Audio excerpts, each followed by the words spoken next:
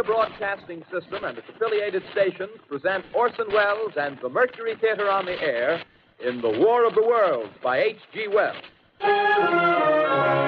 Ladies and gentlemen, welcome to the Lunchtime Special Podcast, a show about life, death, and everything in between. We hope you enjoy the show.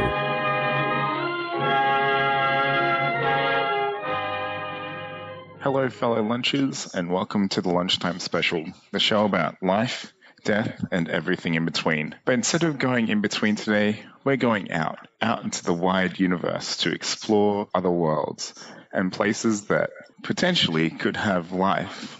Today, joining me on this extraterrestrial adventure is Spiro. Hello. Brad. Hello. Saranga. Yo. And Andre. Hello.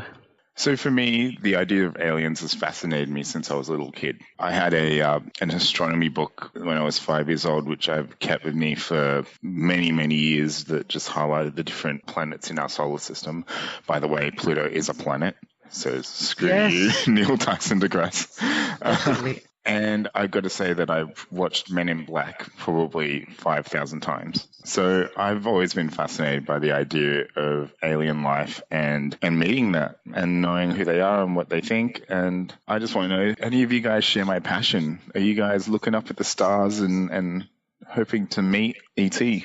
I look at the stars every night. I've been observing the motions of the stars and seeing them come and go every night since as long as I can remember. First memory is leaving afternoon Greek school when I was in kindergarten and looking up and seeing a really bright thing in the sky, thinking, "What is that?" And I realized I was looking at the evening star, and at that time of the year, it was Venus, and I've always enjoyed it. At the moment, in our current timeline, in the evenings, Mars is nice, bright, and red, so I've been checking that. It's been quite cool. And then Venus has been literally on the other side of the horizon, just as bright. So I'm always looking at the stars. Anyone else want to chime in? Yeah, I'm a huge fan of Men in Black as well, man. And I really loved it. Will Smith did a great job in that, and I just find it fascinating. I'm pretty sure there is definitely an agency out there monitoring all these aliens, and there's a airport out there somewhere that is monitoring this outbound, inbound traffic. I'm just find that very curious. Yeah, for me, I've been fascinated by outer space as well, and as I've moved into the sort of pop culture from Japan anime, I'm hoping that the alien life forms out there are some kind of cute cat girl or something like that. Not maybe the ET as a lot of other people probably want to see, but yeah. Yeah, I guess ET is not that sexy, is he? You know. What about you, Brad? What are your thoughts? I think Beauty's in the Beholder. E.T. is very sexy. No, I mean, I find alien life very interesting, and I do hope that one day we do actually get to see something and experience something, hopefully something a bit more Men in Black-like rather than Independence Day-like, but I don't know, I haven't had any experiences myself with it, so... Yeah, I can't imagine that many of us would. I feel like it's only country hicks who get abducted by aliens. I don't know why aliens love people out in the country, but... I think the aliens just must like people with moonshine labs. Makes sense. That's the only explanation. Yeah, absolutely. But what is interesting, I recently read an article on space.com about some of the reasons why we may not have seen alien life yet. One of the reasons was that Spiro has just left the meeting. I'm back. All right. So Spiro was temporarily abducted, but he's back in, which is great. And some of the reasons that space.com mentioned were pretty normal, which makes sense. Like, for example, all of the aliens are hiding in underground oceans, which I think makes sense because basically if we look at Mars, we recently discovered that there could potentially be water on Mars, and that water is underground. So that one was quite interesting. But then it goes into more interesting theories, like, for example, the reasons we haven't found aliens is because aliens have destroyed themselves with technology, which, again, very, very, very possible. I mean, we would be probably on the brink of similar circumstances here on Earth. And if aliens were anything like us, then which we hope that they're not, but they could definitely have done that. But another interesting point is that if you look at human trajectory and technology, and we're on the brink of AI, and as we all know, Terminator has shown us that AI is going to destroy us all. So the aliens aren't actually aliens. The aliens are not biological, they're actually robots. So there are a few of the theories. What do you guys think? Why do you think we haven't found aliens yet? There's a few possibilities. The simplest reason why we haven't encountered aliens is that potentially they are all on the same level of development, so they don't have the tech to reach us, we don't have the tech to reach them, so we just haven't met in the middle yet.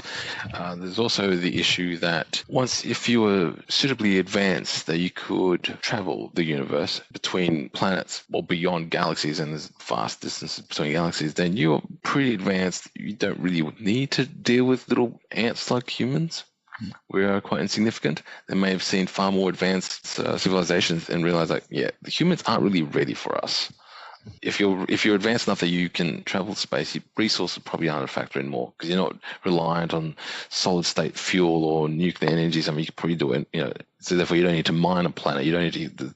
I'm assuming that the technology would be quite advanced, so they'll probably be avoiding us. Also, we could be potentially the most advanced organism in the universe. I wouldn't think that. I think it's a bit of an egocentric thing, but we could actually be leading the pack, and therefore there is no one ahead of us. The whole cycle of life form within individual planets, individual solar systems, if you go through that whole cycle to see how much it has gone through this evolution process, your point, Spiro, where we are at that end of that life cycle, finds that idea is very appealing, because I reckon rather than being in the alienation aspect of it, is more the fact that knowing that this is a complete cycle is something that I find more interesting.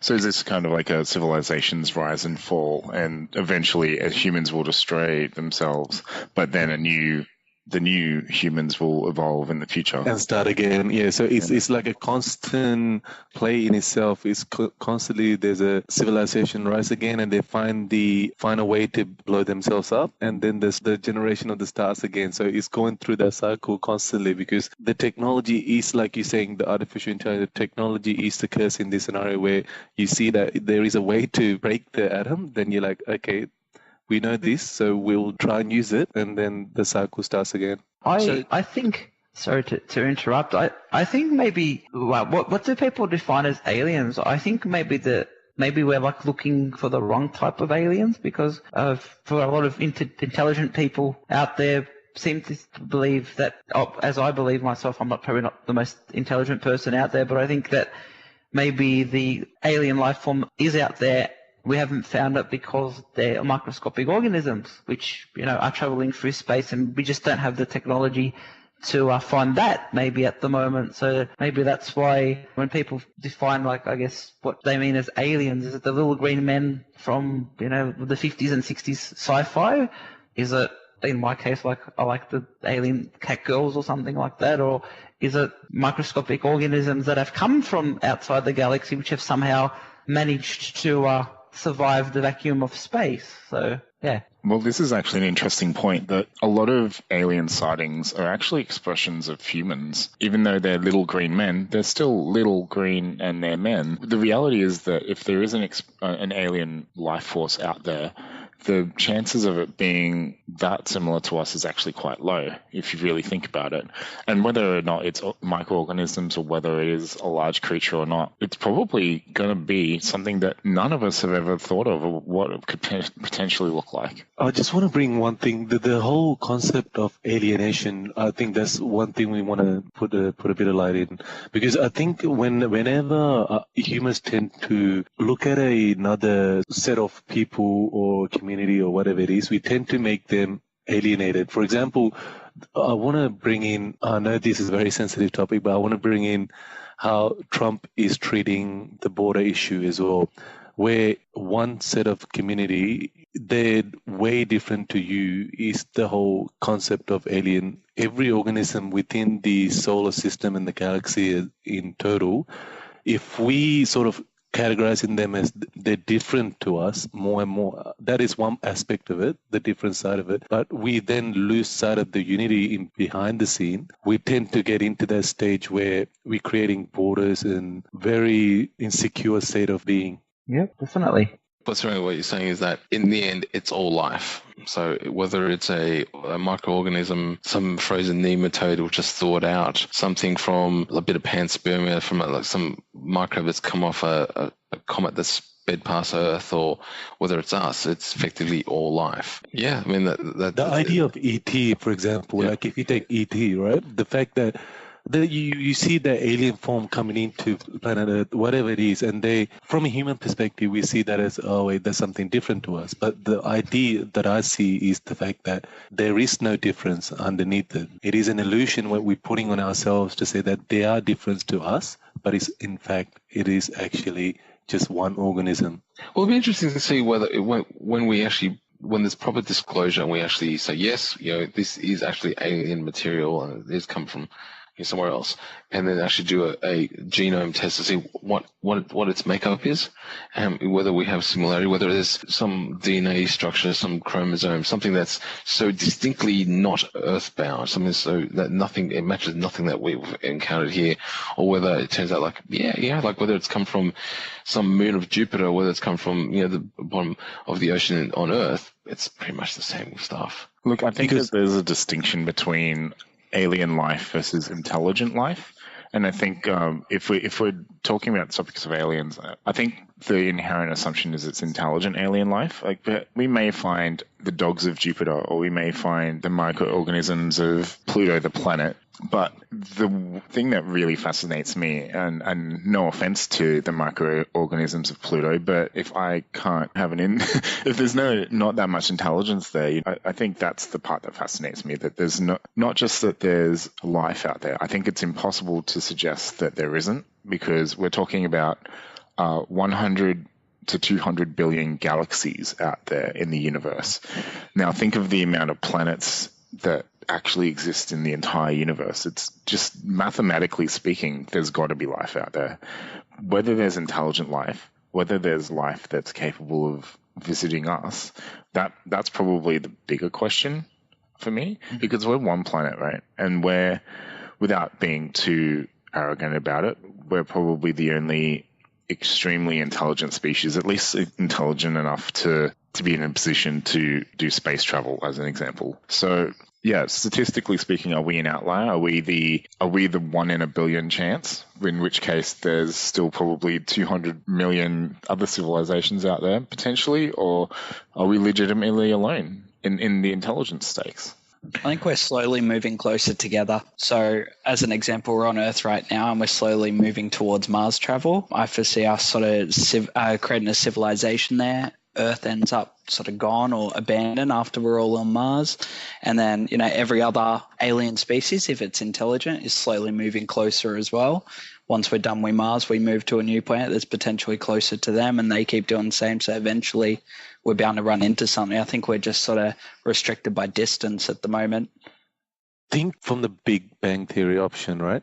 So let's say that explosion is there. We have that explosion and all these stars and rocks and planets and everything originated, right?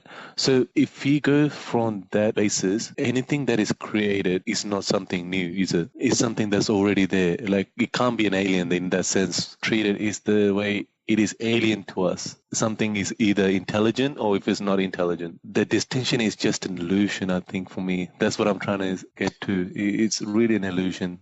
You're taking a very Eastern philosophy view on extraterrestrials. Yeah. But well, what's fascinating is to think about when it comes to aliens, I think we need to break it down to different types of species of being. Because you could have a physical alien, like a grey, your classic bulbous head, big black eyes. But that's potentially just a form of alien. Now, what about if they're from another dimension? So think about it in more of a mathematical term. They are from a different dimension, therefore they are not necessarily perceivable by us normally.